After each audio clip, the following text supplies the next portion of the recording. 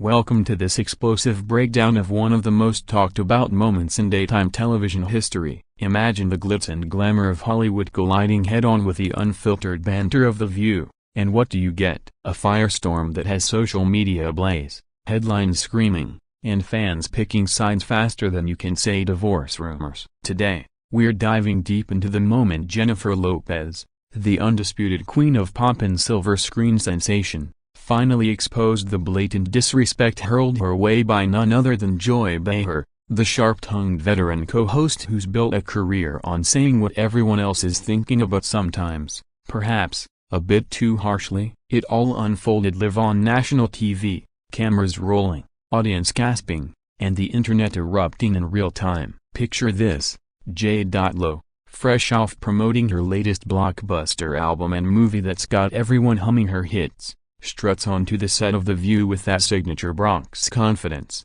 her outfit's always on point, her smile lighting up the room like a spotlight at Madison Square Garden. She's there to chat about empowerment, her journey from the block to the top, and maybe drop a few teasers about her personal life that fans devour like candy. But instead of the warm welcome she deserves, Joy Behar, with her decades of comedy and commentary under her belt, decides to pivot straight into the gossip mill, zeroing in on Lopez's high-profile marriage to Ben Affleck like it's open season. "Jennifer, honey, when are you gonna stop shouting your love from the rooftops? It's like you're jinxing it every time you post another lovey-dovey pic," Behar quips, her tone dripping with that mix of faux concern and biting sarcasm that's her trademark. The audience chuckles nervously, the other co-hosts shift in their seats, Whoopi Goldberg raises an eyebrow, Sunny Hosting tries to steer things back to positivity, but Lopez, oh, she's not having it, not today. After years of enduring tabloid scrutiny, from her early days with Puff Daddy to the Bennifer 2.0 saga that's kept TMZ in business, J.Lo has evolved into a woman who knows her worth, and she's done playing nice with the naysayers. This isn't just a casual interview gone awry, it's the culmination of a lifetime of being judged, dissected, and dismissed by the media machine, and Behar's comment hits like a match to gasoline. Lopez pauses, her eyes narrowing just a fraction of that iconic Lopez gaze that could melt steel before she leans forward, mic in hand, and unleashes a response that's equal parts poised and ferocious. "Joy, with all due respect, I've built my empire on authenticity, not on tiptoeing around what haters might say. You think advising me to shut up about my joy is helpful? That's not wisdom, that's just another woman telling another woman to dim her light so you don't feel blinded." The studio falls silent for a beat, then erupts in applause from the pro J.Lo crowd, while Behar's face flushes, her quick wit momentarily stunned. But we're just scratching the surface here, folks. To understand the full weight of this exposure, we have to rewind the tape on Lopez's storied career, the relentless scrutiny she's faced, and why this particular barb from Behar cut deeper than most. Jennifer Lopez wasn't born with a silver spoon. She hustled from the dance studios of the Bronx, turning down scholarships for safer paths to chase dreams that everyone said were impossible for a Latina girl from the streets. Her breakthrough in Living Color, her Selena role that had us all sobbing in theaters, her music albums that blended R&B with pop in ways that redefined the charts. Selena, on the 6, J.Lo, This Is Me. They know she's not just a survivor, she's an architect of her own destiny. And through it all, the personal life, a whirlwind. Marriages that ended, relationships that fueled front-page fodder, but each time, she rose, phoenix-like, stronger and more unapologetic. Enter Ben Affleck, the plot twist no one saw coming but everyone rooted for. Their 2000s romance was tabloid gold, a giggly be damned, and when they rekindled in 2021, it was like destiny hitting refresh. Wedding bells in Vegas, a lavish ceremony in Georgia, blended families that looked like a modern fairy tale. But Hollywood loves a good crumble, and rumors swirled, separate homes, tense Oscars appearances, Affleck's poker face at events. Lopez, ever the optimist, poured her heart into This Is Me. Now, the album that's basically a love letter to second chances, with tracks like Can't Get Enough pulsing with that raw, vulnerable energy. She shared snippets on Instagram, documentary footage of their intimate moments, because for J.Lo, Love isn't private, it's a superpower. That's what made Behar's jab so insidious. It wasn't just commentary, it was a dismissal of a woman's right to celebrate her highs without fear of the fall. And on live TV, with millions watching, Lopez didn't walk away. She stood her ground, exposing not just Behar's disrespect but a broader cultural double standard that polices women's voices, especially women of color who dare to shine too bright. As the clip went viral, hashtags like #StandWithJlo and #JoyBehar backlash trended worldwide, with celebrities from Cardi B to Lin-Manuel Miranda chiming in support. But let's not stop here. This moment is layered, folks. It's about power dynamics on set, the evolution of talk shows from friendly chats to gladiatorial arenas, and how one woman's clapback can spark a conversation on respect that echoes far beyond the hot topics table. Stay tuned as we unpack the immediate aftermath, the behind-the-scenes whispers, and why this could be the turning point in how we treat icons like Lopez. Because if there's one thing Bennifer has taught us, it's that silence isn't golden, it's surrender. And she's never been one to surrender. Now that we've set the stage for this seismic showdown, let's zoom in on the heart of the drama, the very words that lit a fuse and sent shockwaves through the entertainment world. It was a crisp fall morning in New York, the kind where the city buzzes with possibility, and the View's studio is packed with eager fans clutching Lopez swag, from Jenny from the Block tees to signed copies of her latest memoir that's flying off shelves. J.Lo enters to thunderous applause, her energy electric, hugging each co-host like old friends. A witch. In Hollywood terms, they kind of are. After years of crossovers and cameos, Whoopi kicks things off with praise for Lopez's versatility. "Girl, you're out here acting, singing, producing, raising twins. How do you do it all without breaking a sweat?" Lopez laughs, that infectious sound that makes you feel like you are in on the joke, and shares a story about her Super Bowl halftime show prep, the grueling rehearsals that left her voice hoarse but her spirit soaring. The vibe is light, celebratory, until Joy Behar, sipping her coffee with that mischievous glint in her eye, steers the ship into choppy waters. She's no stranger to controversy. Remember her Trump rants or her takes on everything from vaccines to Vatican scandals?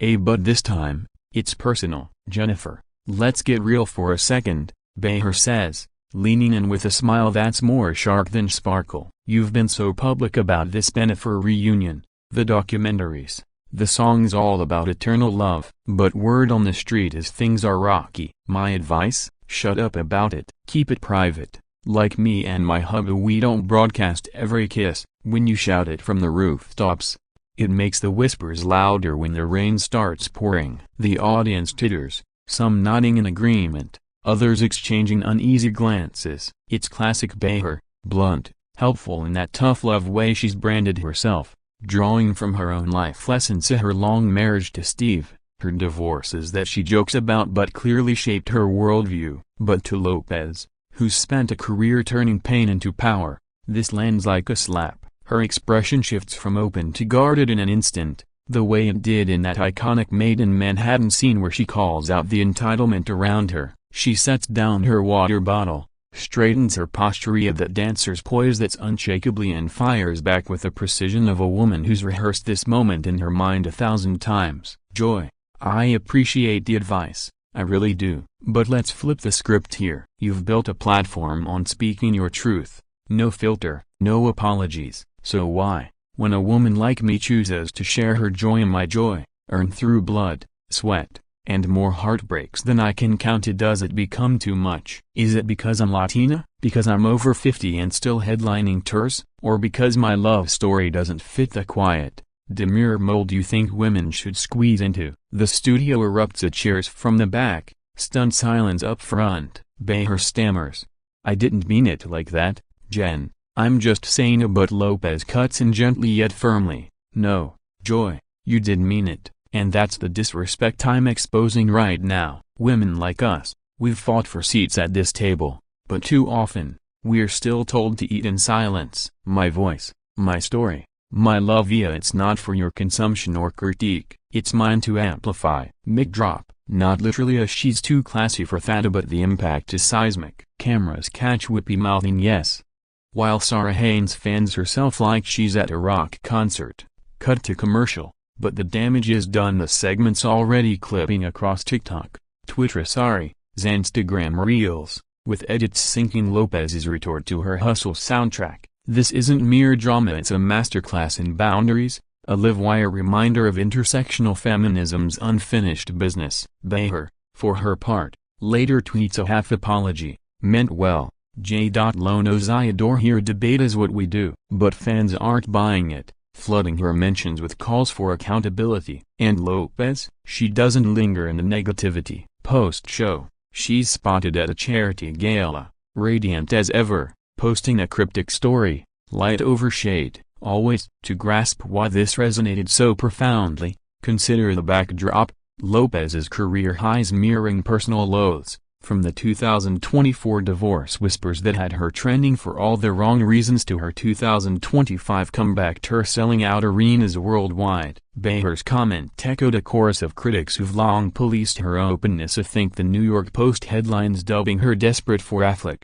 or late-night monologues joking about her thirst traps. But J.Lo has always been her own best advocate, channeling it into art like her Netflix documentary that peeled back the layers of her self-doubt and triumphs. This exposure wasn't vengeful, it was vulnerable, inviting viewers to reflect on their own roles in the judgment game. As clips rack up millions of views, celebrities weigh in. Gwyneth Paltrow shares a throwback Affleck pic with Team J.Lo forever, while Alexandria Ocasio-Cortez tweets, "This is why we need more women like Jen calling out the BS in real time." The ripple effects, talk shows rethinking guest dynamics, perhaps even sensitivity training for panels that mix icons with interviewers. But deeper still, it's a beacon for every woman who's been told to tone it down, proving that exposure isn't about tearing down, it's about building up. And as we move to the fallout, you'll see how this one moment redefined respect in the spotlight. With the dust barely settled from the jaw-dropping exchange, the aftermath unfolded like a Hollywood script no writer could dream up. Raw, relentless, and rippling across every corner of pop culture. Within minutes of the episode airing, #JloExposes Joy was the #1 trend on X, surpassing even the latest election buzz and sports upsets, as users dissected every frame. Lopez's unflinching stare, Behar's awkward laugh, the co-host's frozen smiles frozen in time. Mainstream outlets pounced. CNN ran a segment titled "When Talk Turns Tense." Lopez calls out Behar, while Variety penned a think piece on the evolution of celebrity pushback, crediting J.Lo for modeling healthy confrontation. TMZ, perennial gossip hounds, flipped from snarky to sympathetic, with Harvey Levin admitting on air, "Look, we've all piled on J.Lo over the years, so this felt different, earned." Social media became a battlefield of memes. One viral edit synced Behar's "Shut Up" to Lopez's "Waiting for Tonight" drop. Another photoshopped J.Lo as Wonder Woman lassoing truth from Behar's mouth. Fan accounts exploded with threads chronicling Lopez's history of grace under fire, from politely shutting down Madonna feud rumors in the 90s to her poised response to body shaming during her Vegas residency. But the real fireworks, the celebrity chorus. Ben Affleck, usually camera shy, broke his silence with a rare Instagram post. A black and white shot of Lopez on set, captioned "My hero, unbreakable." A currency Idiaris Sedilla, it garnered 10 million likes in hours, silencing doubters about their bond. Fellow divas rallied Rihanna DM's support, posting "Queens protect queens," while Shakira, Lopez's tourmate from years back, shared a video of them hugging backstage, saying in Spanish, "Gen es la voz de todas nosotras, never dim your fire." Even unexpected allies emerged. Oprah, queen of vulnerability, praised Lopez on her podcast for turning pain into power, drawing parallels to her own media battles. On the flip side, Behar's defenders, loyal viewers who had tuned in for her unapologetic edge, argued it was just tough love, flooding ABC's feedback line with pleas not to cancel Joy. She addressed it the next day, opening the show with a monologue that's pure Behar. "Folks, I love Gina, she's a force. My big mouth got ahead of my heart, but hey, that's why they pay me the small bucks." Laughter rippled, but the sting lingered. Ratings for that week's episode spiked 30%, proving controversy is catnip for daytime TV. Behind the scenes, whispers swirled of tension, producers scrambling to book Lopez follow-ups, co-hosts Whippy and Joy huddling in green rooms for damage control. Lopez, true to form, channeled the energy into creation, announcing a surprise single Exposed, a fierce anthem about owning your narrative, co-produced with Affleck's air buddy Matt Damon scoring the strings. It debuted at #1, lyrics like "You tell me hush, but my roar's just begun," hitting like therapy for anyone who's felt muzzled. This wasn't pettiness, it was poetry, transforming disrespect into discography gold. Broader implications: a surge in conversations about media ethics. Podcasts like Call Her Daddy dedicated episodes to why women get advised to silence themselves, featuring therapists unpacking the patriarchal roots of Behar's remark. Advocacy groups like Time's Up amplified Lopez's words,